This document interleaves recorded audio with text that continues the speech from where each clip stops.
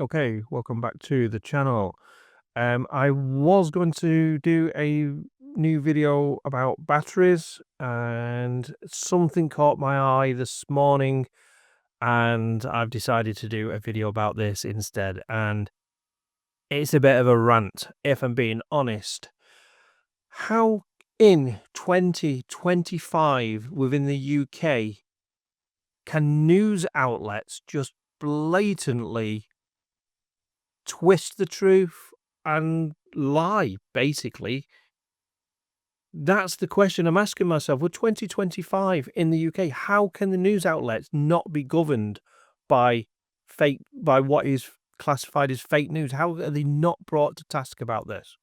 I'm going to show you a report that the media have just twisted to bludgeon EV drivers even more than they already do. And the organizations are probably, I personally think, are funded by oil companies in some form or the other. Let's go and have a look.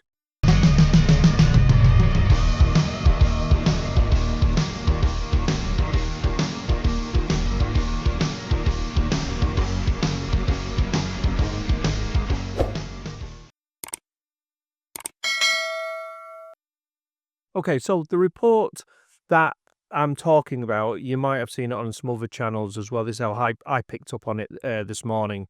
And yeah, and yeah, it's just so infuriating. Okay. We expect countries like Russia to be propaganded with fake news. We expect it. That's the norm. That's what they do. The media, the invasion of Ukraine was not a war, apparently. It was a training exercise. They lied.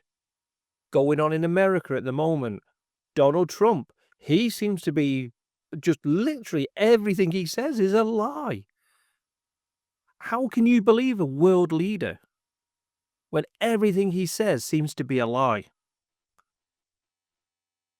President of Ukraine yesterday said that Donald Trump is living in a bubble of misinformation. So how can you trust them? So today in the UK, which I thought we were a bit better, this happened. Okay, so this is the report that I found this morning. Like I say, I saw it on another channel and I went to have a look myself, and yeah, it's pretty infuriating, really. Whether you're an EV driver or you're not an EV driver, whether you're an EV lover or you're not an EV lover, it is irrelevant on this one.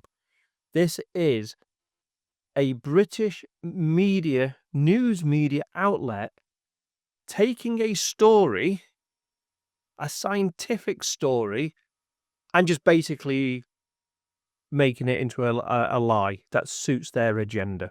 That's how I see it. So, University of Southampton have released a report that states, and I quote, "New study finds brake pad emissions can be more toxic than diesel exhaust." Okay, so let's pull that apart a little bit. So what this study has done is it's looked at different types of brake pads that are available on the market. They are, so these 4 different types of brake pads are low metallic, semi-metallic, non-asbestos, organic, and hybrid ceramic. So some of that might mean absolutely nothing to anybody. I recognise a couple of them from the days when I used to drive petrol cars and I used to put up-rated brakes on the cars. So I know a little bit about them, but not a massive amount. But that doesn't matter, okay? Especially if you're the news media. So they've done an experiment and they've collected samples of the air from these brakes, and they've come to the conclusion that some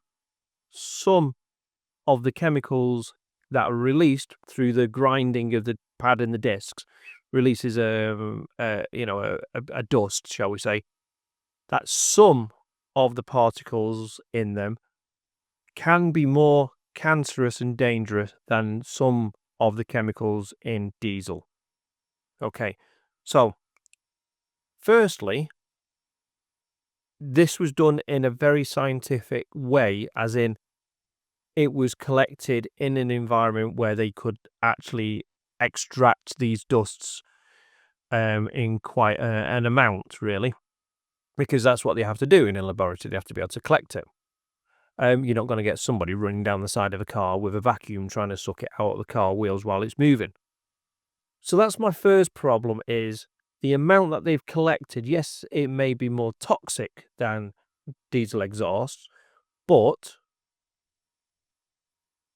the amount that you actually would inhale would be far less, because it's dissipated over a wider area whilst you're driving and braking. It's not stationary in one area where you can extract it. It's actually dispersed over a wider period. It's not in one area. So that's my first problem with this report, okay, but that's not the main reason. I'll come to that in a second. So the next issue of where one of the problems comes from is this report doesn't say these brake pads are dangerous because they are all on EVs, okay? It doesn't say that at all. There are just 4 different types of brake pads they've tested. All 4 of these brake pads can be used in any vehicle, whether it's petrol, whether it's a cancerous chugging diesel, or whether it's an EV, okay? These brake pads can be fitted to any vehicle. There's not one type for an EV and one type for a petrol car. It doesn't work like that. These 4 types of brake pads could be used in any type of car. And motorbike as well, I guess, and tractors and anything else. But they're not specific to a type. They're used across the sort of like the spectrum of vehicles. So it doesn't specify that, which is fine. However, good old GB News. Words actually fail me. I mean, I don't watch GB News. I cannot stand it. Nigel Farage, I'm sorry, but let's just export the guy abroad to America, to Donald Trump, and let him live over there, and let's just rip up his passport and never allow him back in the UK, please. But anyway, it's not about that. So EV News, their headline: electric cars could, and I agree, could be just as polluting as diesel vehicles. Radical study finds emissions will remain. Okay. So it says the findings come at the time drivers continue. The findings come at the same time drivers continue to transition to electric vehicles, with researchers warning that brake dust remains a significant source of pollution even in zero-emission cars. Okay, I agree with that. It is a dust. It is a residue. It's not saying it's zero emissions. We're talking zero emissions from the tailpipe on a normal EV. We're having a normal EV conversation, which is true. As part of the world emissions vehicle mandate, more drivers will have to eventually shift to an electric vehicle, with the UK having ambitious goals to have more than 100% of new car sales electric by 2035. Okay, at last, they've got a little bit of truth in this report. However, the research suggests the ramp-up of electric vehicles could be doing more harm than good. It detailed of how a non-exhaust polluting sources now account for the majority of vehicle particulate matter emissions across the UK and parts of Europe. Brake dust has emerged as the primary contributor to these emissions, which are largely unregulated by current legislation. The pollution has been linked to increases of lung and heart disease, shifting attention away from traditional exhaust emissions. No, it hasn't. Exhaust emissions are the biggest problem with any car. It is not the brakes. It hasn't drawn attention from it at all. They want you to think that petrol and diesel are absolutely fine. They're not. The emissions are always the problem from the exhaust pipe. That is what's causing an increase in asthma in children in towns and cities. It's not the brakes. While past research focused mainly on exhaust fume particles released from tyres and brake pads, where have become an increasing concern for public health experts. Okay, so it's becoming an awareness. We didn't see it before, back in the 70s, back in the 80s, when we had asbestos in brake pads. That was a bigger problem than what it is now, because we're putting asbestos, which is proven to give you lung cancer. But they don't talk about that. Using specialist equipment, they collected brake pad particulate matter for laboratory testing. So as I say, they've collected it in a way that is not really real world. As in, your car's parked in a lab, you've got some kind of vacuum on it, you're extracting it. It's not what happens in the real world. Okay? I am more likely to die or contract cancer or something else from having a laboratory car in a closed environment with a diesel engine running than I am somebody tapping the brakes on the same vehicle. The brakes do not concern me. The chugging diesel cancerous fumes out the back do. The particles were then exposed to samples of cells from the human lung lining to measure effects, including oxidative stress, inflammation, and cell death. The study revealed that non-asbestos organic brake pads were the most toxic of the 4 types tested, showing higher levels of inflammation and damaged cell. Ceramic pads ranked as the second most harmful to the human lung cells. So as you read down, it becomes apparent that it's the copper as well as other things, but copper that's actually in these pads that's causing this dust to become cancerous. Okay, if you remove it, it lowers the risk. So Dr. James Parkin says, who led the study, highlighted that electric vehicles are not free from pollution concerns. No, they're not. Just the same as they're not with screen wash as well, and lubrication for parts and pieces in the engine, and battery coolant. When they're not emission free entirely, they can't be. Everything that operates has some kind of emission. What we don't have is a great big steel lump at the front of the car that is chugging and chugging cancerous polluting fumes out and into the lungs of our children in local environments and the schools and around hospitals and everywhere else where people breathe, where you go running, where you go walking and cycling, you're breathing in all those cancerous fumes. I don't ever worry about, am I breathing in brake dust from a vehicle that actually hasn't broke as it's gone past me. Okay, so this is a little bit now where the person who's give the quote to GB News actually doesn't know how an EV car works. So he says,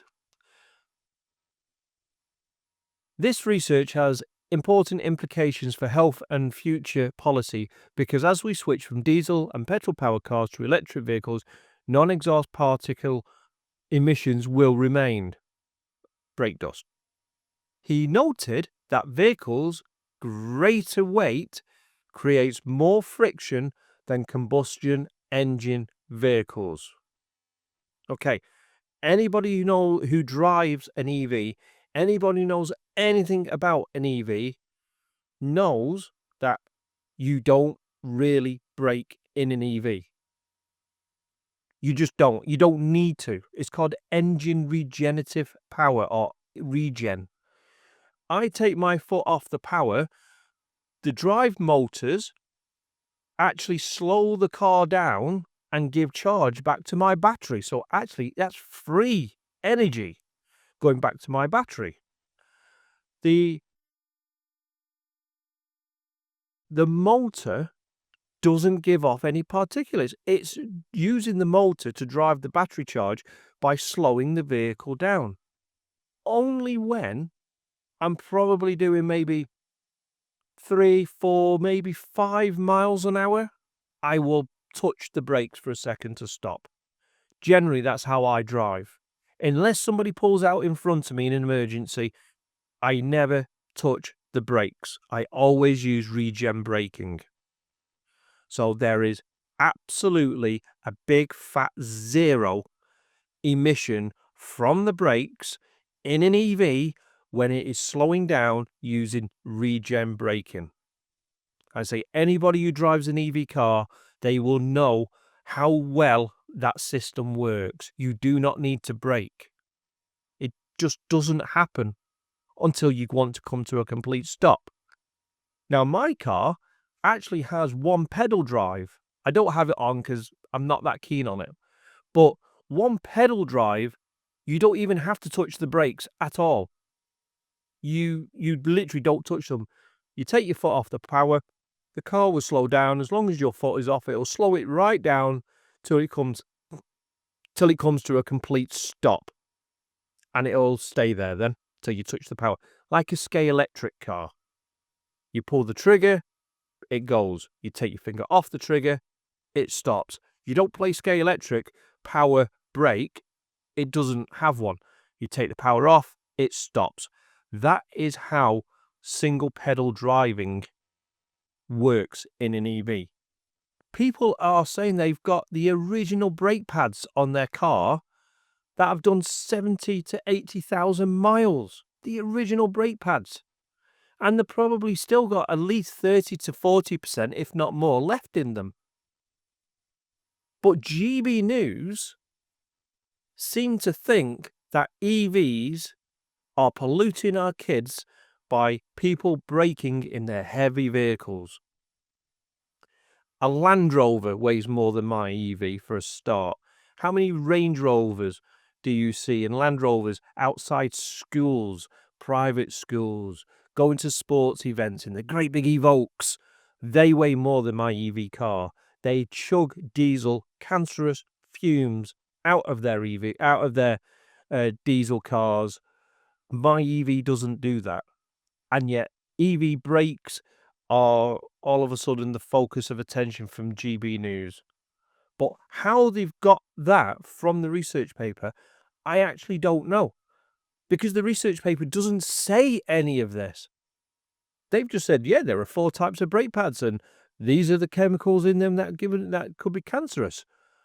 It doesn't say anything. All it does say is it's a non-exhaust emission, which is absolutely fine. What it doesn't say is they are worse than diesel or petrol cars, because they can't be, because you try and drive a petrol or diesel car without using the brake. It doesn't work. You will crash as soon as you try turn into a side street, or as soon as you want to park, you will crash your car if you do not use the brake. I can do that in my EV without using the brake because that's how it's been designed. And EV and GB News really doesn't understand. And this, whatever his name is, Professor Matthew Loxham, sorry, but the weight doesn't even come close to it because we're not actually using the brakes. So I would like in the comments for someone to please explain, after I've just explained this, explain to me how you can get to the headline of electric cars could be just as polluting as diesel vehicles when you don't need to use a brake in an EV car and there are no exhaust emissions while you're sitting in traffic, while you're picking your kids up, whilst you're waiting for your turn to, I don't know, pull into a multi-story car park. Also, we've got cold weather at the moment. How many people sit outside places of work, on the driveways, outside schools with the engines running to keep it nice and warm for them? Don't need to do that in my EV. It just generates the heat from the electric. Does not need to pollute people's lungs with carcinogens whilst you're keeping warm in your vehicle. So please, in the comments, please tell me how you can get from that study, and I will put a link in the descriptions to all this so you can go and verify it yourself. But how can you get from that to electric cars could be just as polluting as diesel vehicles, when the only thing they have in common is brakes of the same type, and in EV, you barely ever use them, and in a petrol and diesel, you use them all the time, plus you've got that cancerous exhaust pipe. So how can an EV be as polluting as a diesel? Please, please, in the comments, please let me know. Anyway, this has wound me up all day today. I've been teaching, I've been doing some training today from work, and this has been in the back of my head, and it's just really riled me up as I'm gone on throughout the day. So apologies for ranting to you as my audience, but it is just one of those things that the news and media just say what they want. And fake news, whether you whether you're an EV driver or not, you can't say that this is true when it just isn't. Say we expect it from Russia, we're now expecting it from America. Please, Great Britain, UK, please don't let us go down that route as well, where everything seems to be fake news. Don't forget to like and subscribe so you don't miss out on any other channels. And whilst you're here, why don't you go and have a look at this latest video that I've done regarding Tesla and whether Donald Trump is setting up Elon Musk for a big failure, or is Elon's ego setting himself up to maybe destroy Tesla from the inside. Go and have a quick watch. Thank you for watching.